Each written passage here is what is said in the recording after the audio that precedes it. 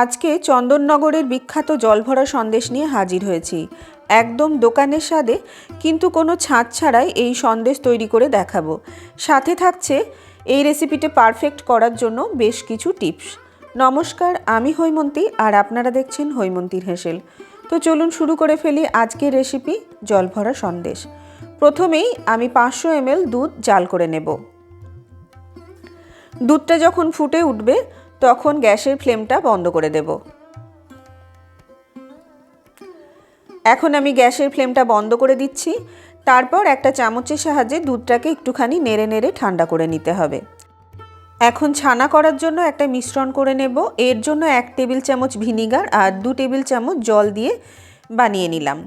এরপর দুধের মধ্যে মিশ্রণটা অল্প অল্প করে দিয়ে একটা চামচের সাহায্যে নেড়ে নেড়ে ছানাটা কাটিয়ে নিতে হবে। আপনারা চাইলে পরে দই বা ছানা কাটানো পাউডারের সাহায্যেও কিন্তু ছানাটা কাটিয়ে নিতে পারেন।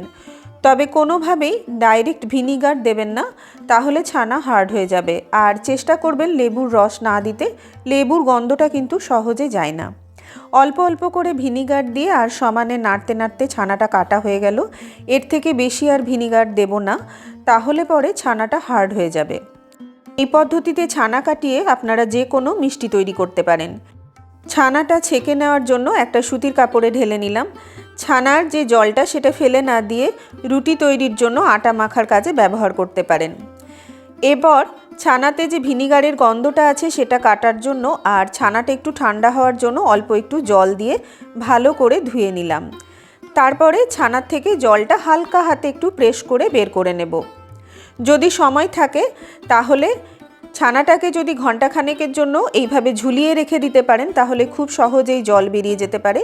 আর প্রেস করলে হালকা হাতে প্রেস করতে হবে, কোনোভাবেই জোরে চাপ দিয়ে প্রেস করা যাবে না, তাহলে ছানার থেকে যে ঘিটা থাকে সেটা বেরিয়ে যাবে, সন্দেশটা ভালো হবে না।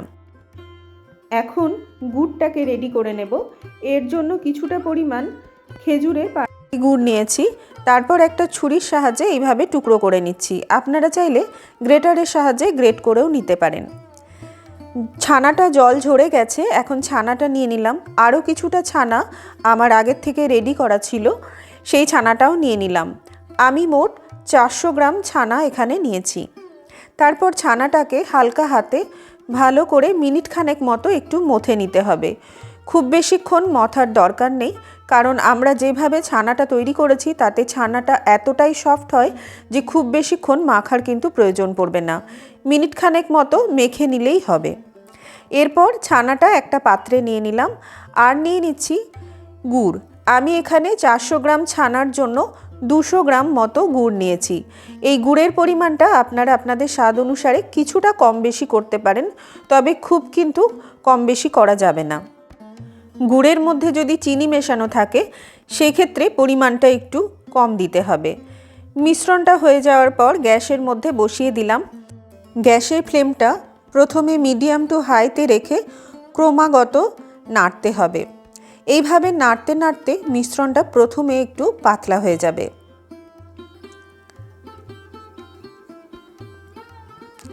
দেখুন মিশ্রণটা অনেকখানি পাতলা হয়ে গেছে।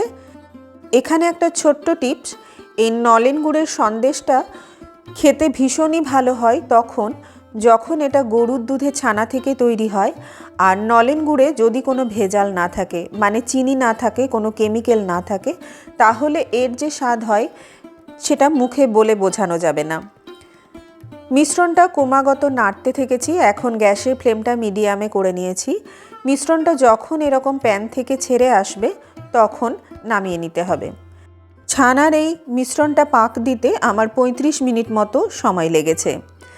এখন নামিয়ে নেওয়ার পর মিশ্রণটাকে স্প্যাচুলার সাহায্যে এইভাবে সমানে নাড়তে থাকবো। এতে করে মিশ্রণটা মসৃণ মোলায়েম হয়ে যাবে আর ঠান্ডাও হয়ে যাবে। আপনারা জানেন বাজারে এই সন্দেশ কিনতে গেলে দাম কতটা, তাই এই সহজ অথচ সুস্বাদু বিখ্যাত জলভরা সন্দেশ বাড়িতেই তৈরি করে নিতে পারেন খেতে ইচ্ছে হলে। ছোটোখাটো অনুষ্ঠানেও তৈরি করে নিতে পারেন বেশ কিছুটা। মিশ্রণটা ঠান্ডা হওয়ার সঙ্গে সঙ্গে শক্ত হয়ে গেছে। এখন হাতে ঘি লাগিয়ে আমি কয়েকটা এইভাবে ছোট ছোট লেচি কেটে নেব। এরপর এখান থেকে একটা লেচি নিয়ে আমি কিভাবে তৈরি করছি একটু খেয়াল রাখুন। আপনারা দেখবেন জল ভরা সন্দেশ তৈরি করতে গেলে ছাঁচের প্রয়োজন হয়। আমি কিন্তু ছাঁচ ছাড়াই এই সন্দেশটা তৈরি করে নেব, কারণ বাড়িতে কোনো কিছু মিষ্টি তৈরি করতে গেলে বা ছাঁচের কিছু করতে গেলে সব কিছুর জন্য তো আলাদা আলাদা ছাঁচ রাখা সম্ভব নয়, তাই এইভাবে তৈরি করে নিতে পারেন। একটা রুলের সাহায্যে একটুখানি গর্ত করে নিলাম, তাতে দিয়ে দিচ্ছি কিছুটা পরিমাণ নলেন গুড়। এরপর ছানার মিশ্রণ থেকে কিছুটা নিয়ে এইভাবে মুখটাকে বন্ধ করে দেব। আজকের এই রেসিপিটি যদি আপনাদের ভালো লেগে থাকে তাহলে প্লিজ একটা লাইক আর শেয়ার করে দেবেন। আর যারা আমার চ্যানেল এখনও সাবস্ক্রাইব করেননি তাদেরকে অনুরোধ করব চ্যানেলটি সাবস্ক্রাইব করে বেল বাটনটি প্রেস করে দেবেন, তাহলে আমার সমস্ত ভিডিওর নোটিফিকেশান সবার আগে আপনার কাছে পৌঁছে যাবে। খুব সহজেই কিন্তু ছাঁচ ছাড়া শেপ দিয়ে নেওয়া গেল। একটা টুথপিকের সাহায্যে এইভাবে মাঝে একটা গর্ত করে তারপরে দেখুন এইভাবে দিয়ে দিলে অনেকটা কিন্তু তালশাঁসের মতো দেখতে হয়ে যায়। পুরোপুরি তালশাঁসের মতো না হলেও বাজারে কিন্তু এরকম দেখতে সন্দেশ পাওয়া যায়। তারপরে একটু পেস্তা কুচি এর মধ্যে দিয়ে দিলাম। এখানে কিন্তু কিশমিশ লাগানো যাবে না, ছাঁচের মধ্যে করলে কিশমিশ লাগানো সম্ভব। আপনাদের কাছে যদি ছাঁচ থাকে তাহলে ছাঁচের মধ্যে করে নিতে পারেন, নয়তো এইভাবেও কিন্তু ছাঁচ ছাড়া খুব সুন্দর দেখতে নলেন গুড়ের জলভরা সন্দেশ রেডি করে নেওয়া সম্ভব। তাহলে দেখতে পেলেন কত সহজেই বাড়িতে এই সুস্বাদু জলভরা সন্দেশ তৈরি করে নেওয়া সম্ভব। আমি যে পদ্ধতি দেখিয়েছি স্টেপ বাই স্টেপ ফলো করে বাড়িতে একবার বানিয়ে নিয়ে কেমন হলো কমেন্টে জানাতে ভুলবেন না। এবার আমি আপনাদের একটা কেটেও দেখিয়ে দিচ্ছি। দেখুন কতটা সুন্দর হয়েছে। তাহলে সুস্বাদু এই রেসিপিটি বাড়িতে বানিয়ে খান এবং অন্যদের খাওয়ান। দেখা হচ্ছে নতুন আরও একটি পর্বে। ভালো থাকবেন, সুস্থ থাকবেন। ধন্যবাদ।